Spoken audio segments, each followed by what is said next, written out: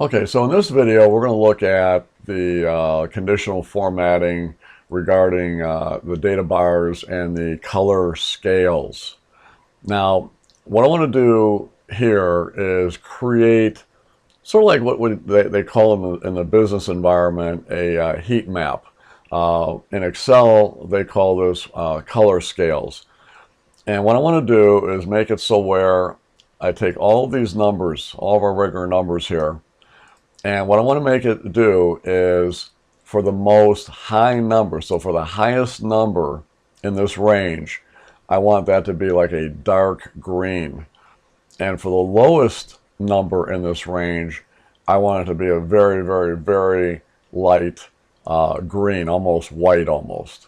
All right. And then every number in between, as it moves away from the top, it gets lesser and lesser green, all right? Or when it moves from the very bottom up, it gets more and more green, all right? All right, so what we'll do is we got the area selected. We'll go to conditional formatting, and this time we're going to go to color scales. And as you hover over each of these, it has just a wide variety of things you can do here. Like in here, it looks like the very green is going to be the top number. You can look at maybe February for bones there. And then at the same time, you can flip it so where it's the opposite. So the most red would be the high, right? Whereas here the most red is low. So a lot of different ones in here. I will say that when I look at something like this, it gets a little too much, I think. A little too much there. I kind of like just maybe sticking with a particular color. So that's why I like to do this one here, because this is going from like green to white basically. Okay, so as you can see there, like for March Beavis or E4 there, that's 10,000. That's pretty white. Whereas if you look at right below that for Bones in February, 57,000, that's pretty green, though April Mabel is even greener, but because it's a higher number. The difference between that one and this one here, it would be flip of that. So the darker the green, the higher the number, see? And you can also maybe even go with yellow if that might be better. So it's really your preference and what you think would be the least confusing to people. And in my case, I would just say that I kind of like just doing this one here, you know, from green to white. So I'm going to go with that one right there. Just click it, and that's it. Now, if later on we figured out that Beavis here in March actually did more than that, let's say he did maybe 25,000, much greener, see, than what we had before. So it's pretty slick.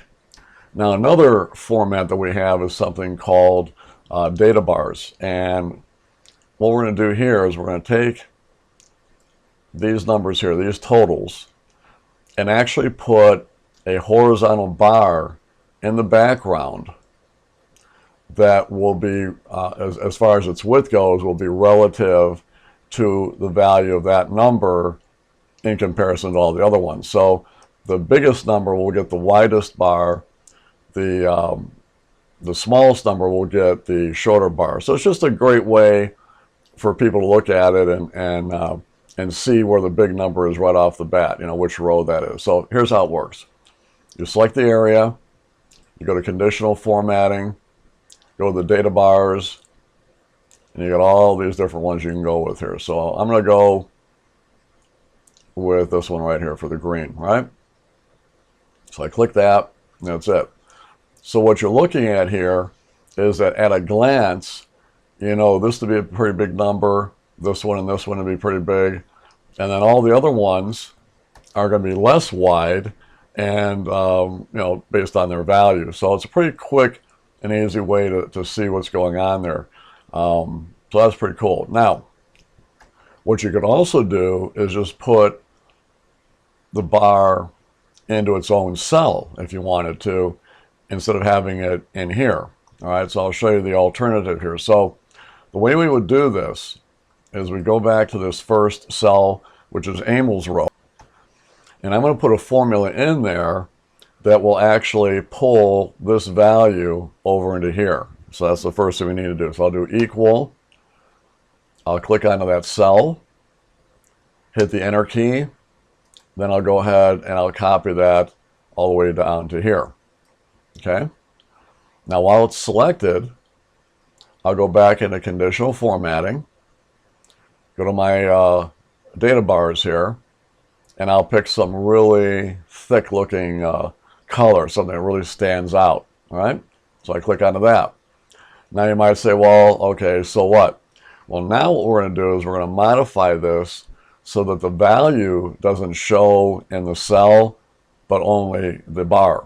Now to do that, we would just go back into condition, while we're in there, in that area, right? Go to conditional formatting, go down to our manage rules, and I would double click the rule. There it is. And in here I can go and I can change it to something else as far as the color if I wanted to, but mainly the reason why I came here was to make it so where it would show the bar only, right? So it will not show then the value by just putting a little check mark in there, hitting OK, and there we go. So that's pretty cool. So there's not much more to these. So hopefully you like the video. Hopefully you can use some of this stuff. Thanks for watching.